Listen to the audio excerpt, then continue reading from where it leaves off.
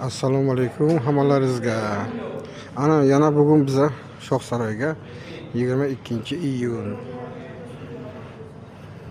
вечер tayyorlanish jarayoni ketyapti Aziz Azimxon tomonidan.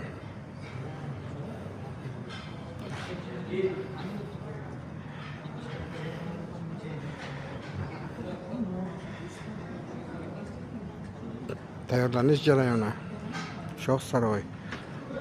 Odamlar endi kelishni boshlamoqda. Juda ham ajoyib restoran. Menga yoqadi shu restoran. Juda ham ajoyib.